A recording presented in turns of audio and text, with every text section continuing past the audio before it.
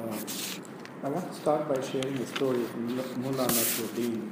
One day, Mullah Nasruddin's wife, who was in the kitchen, heard a loud noise in the bedroom, and she was quite frightened, and so she asked the Mullah and said, "Honey, did you fall down? Or what fell down?" He said, "Well, it was my coat that fell down." So she said, "Why did it make so much noise?" And he said, "I was in it."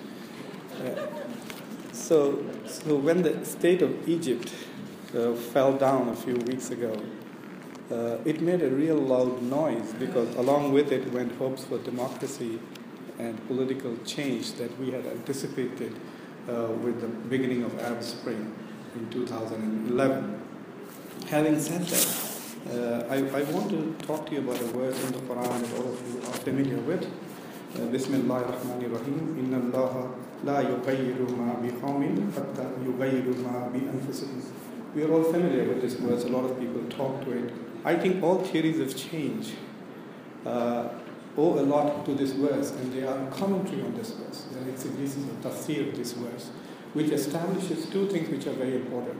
Number one, it concedes that there is such a thing as human agency. There is such a thing as human agencies. So when Allah subhanahu wa ta'ala is asking people to change something in themselves, He is conceding that human beings have the power to act, to change their own conditions. So in social theory, when we talk about the agent structure problem, what this verse is doing is privileging agency over structure and saying that changes in agency can have an impact on the structure of the agency. The second thing that this verse does is establish causality. God is not saying that if you change yourself, you may change your conditions. Saying if you change yourself, you will change your conditions, implying that there is a causality between human actions and its outcomes. And this is essentially very important for not only social sciences, but also for natural sciences. So if you look at Ibn Khaldun's theories, he is not looking for explanation of historical events in textual sources. He's not saying that this empire fell because they violated the sin, and as Allah subhanahu wa ta'ala says, He punishes empires and societies which stray from the path. He's not looking for textual reasons to understand. He's looking for social reasons and historical reasons. So he's looking for reasons based on the presumption of causality. That is an important aspect of Ibn Khaldun's work because it was so early on. I submit to you, to this audience, that perhaps we should stop thinking of Ibn Khaldun as an individual and start thinking of Ibn Khaldun as a manhaj, as a methodology, as a paradigm, or as a research agenda in the terms of lakatos. There is temptation to treat Ibn Khaldun as a discourse in itself and make Ibn Khaldun an occasion for people to talk about other things, your criticism of the West, your criticism of colonialism. But I think the most remarkable characteristics of Ibn Khaldun's work is his singular focus on empiricism.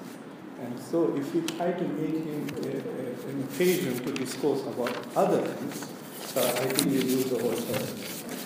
Ibn Khaldun's work was rightly considered as the prototype for sociology and philosophy, etc. But unlike philosophers and theologians of his time, who leaned more towards Plato and rational thought, Ibn Khaldun was Aristotelian and was more interested in inductive thinking, and therefore empiricism was very important. He was more interested in corporeal actualities rather than divine potentialities. For example, in Kaniyat Ilahiyya, he was not interested in possibilities. He was interested in reality. But that is a very important thing.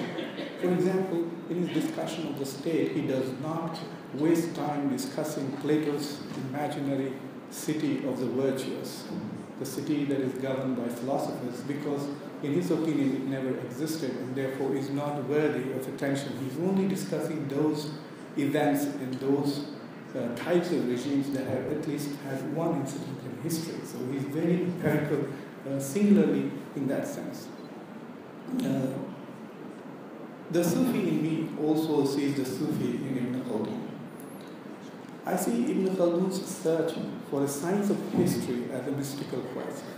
He was not happy or satisfied with what was zahiri, what was apparent. He was looking for underlying causes. He was looking for what is back, what is behind it. Just as the mystic reads text and is not satisfied with the literal meaning of the text and is going beyond that, try to understand the secrets of the text. Ibn Khaldun was trying to understand the secrets of history and the causal secrets of history. And in that, I think of him as a mystic who was trying to understand things which were not easily apparent. In theorizing change, he advances a cyclical conception of history. And that to me is very problematic because he's writing a history without a telos. It appears that history is not going anywhere. It is doomed to perform what we would call as Ibn Khaldunian cycles with these 5 stages. The rise and fall of cities, the rise and fall of cultures, the rise and fall of empires, the rise and fall of regimes. To what end? And so even though it appears that he is providing a theory of change, what he is doing is he's providing a philosophical defense of continuity and no change. So there is no telos, history is repeating itself, it's as if on a loop that is going on all the time. And this is quite problematic because there is no conception of departure, no conception of rupture. For example, you can't explain modernity without a significant rupture from history, a significant departure from history, a departure which makes it impossible for us to go back in time, irreversible departures in history.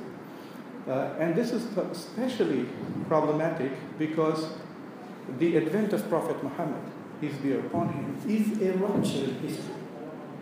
Prophet Muhammad, peace be upon him, is not an ordinary source of asabiya. It's a very unique source of asabiya. After Prophet Muhammad, peace be upon him, asabiya became, the source of asabiya was shared values, Islam, and not shared kinship. Leaders were Amirul Mu'mineens and not Amirul Quraysh or Amirul Ansar. We were leaders of a community which had shared values. So the advent of Prophet Muhammad, peace be upon him, transformed the aspirational sources of asabiya, of communal solidarity, to shared values rather than shared kinship. And this is not something that is happening all the time. It's a major departure in history and progress, and Ibn Khaldun misses it in his theorizing. He does not consider the power of ideas as something that can transform and break these cycles. And neither does he consider the power of technology. And of course, the power of technology and at least the power of technology is more readily apparent today than it would have been in his time.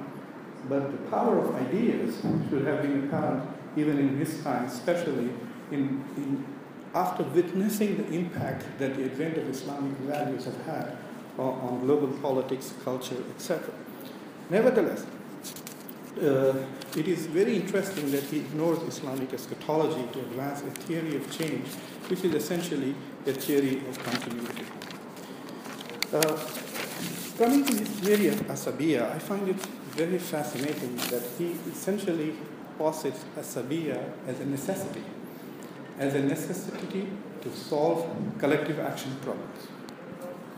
He feels that a state is necessary, and a state is necessary because people, as communities, we can come together to fulfill our desires, our need for security, our need for order, etc. And these needs can be fulfilled through coming together. So in many ways, asabiya is the sum of common identity and common purpose. So when a group of people with a common identity come together and find a common purpose, then they have asabiya. Common identity is not enough to constitute asabiya, and it is this asabiya which is the engine of change. It is the one which drives the energy towards change. It is what mobilizes these tribals to attack and invade the city and transform the regime and conquer and so on and so forth. So asabiya is the combination of common identity and common purpose. When he talks about states, he talks essentially about two kinds of state. The he talks about regimes which are religious, he uses the word siyasa shara'iyya or siyasa diniya. For him, these states are states which fulfill our desire to achieve the good of humanity in this world and the world hereafter. And he just says that it would happen only once in the history with Prophet Muhammad and the four caliphs subsequently, and never ever happened again. And all other states are rational states, or rational regimes, or Sharia, or Siyasa Aqaliyya. And he argues that they have two kinds. There are two kinds of these states. Those who pursue common good, and those who pursue the good of the rulers. So those states which pursue the good of the rulers become despotic, and those who pursue common good are the ones which are non-despotic, rational states. And he finds only one instance in history, the early Persians who pursued states with common good. Now, in this context, what would Ibn Khaldun have to say about what has happened during the Arab Spring? Let me tell you that something interesting has happened, is that today we live in an age of rapid crystallization of asabi. And that is because of technology. You can use social media to create instantaneous solidarity between people who have one cause. You can create a cause page and accumulate thousands of people, so you have a kind of solidarity which is cause-based solidarity. So what I see happen in 2011 was this instantaneous, rapid emergence of a common solidarity in the pursuit of a common goal, which led to the revolution and the collapse of existing states in Tunisia and Egypt and later on in Libya and other places. But what happened in Egypt less than 2 years later is remarkable. It shows that this cycle of Ibn Khaldunian cycle didn't last 5 generations, but just lasted 2 years. The formation of asabiya or solidarity and its decay happened in less than 2 years. So this solidarity collapses, the fragmentation of this feeling that we are one people, fragmented, and in the absence of the asabiya, that state which existed for less than a year collapsed. So what really went wrong with the governance of Muslim Brotherhood?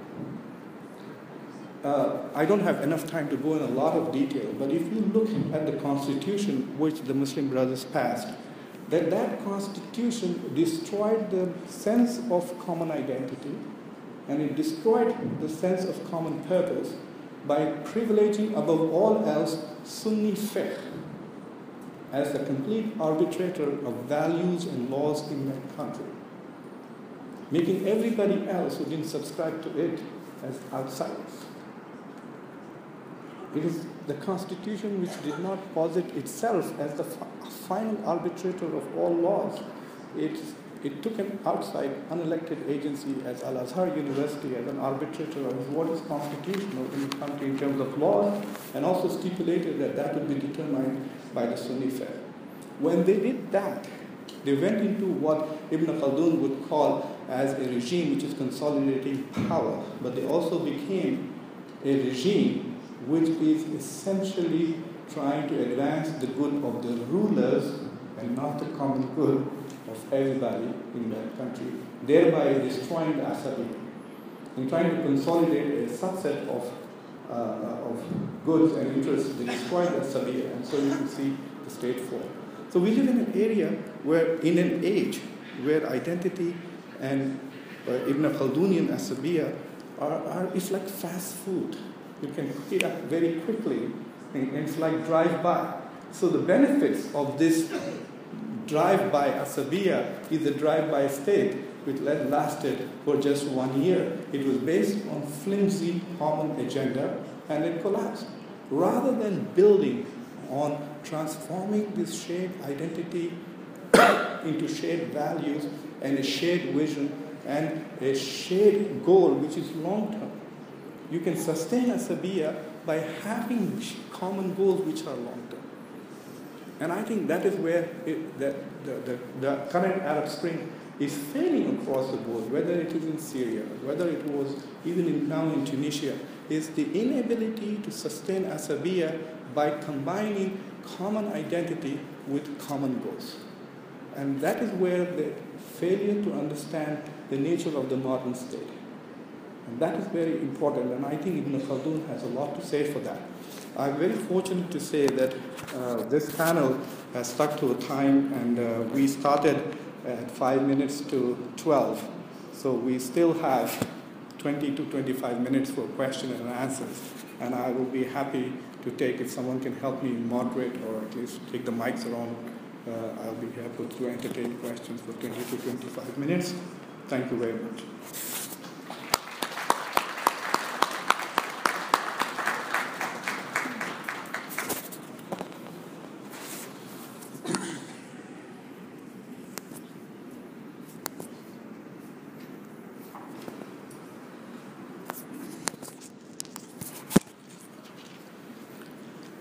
Looks like this audience is not ready for us. Yes, we have a question there.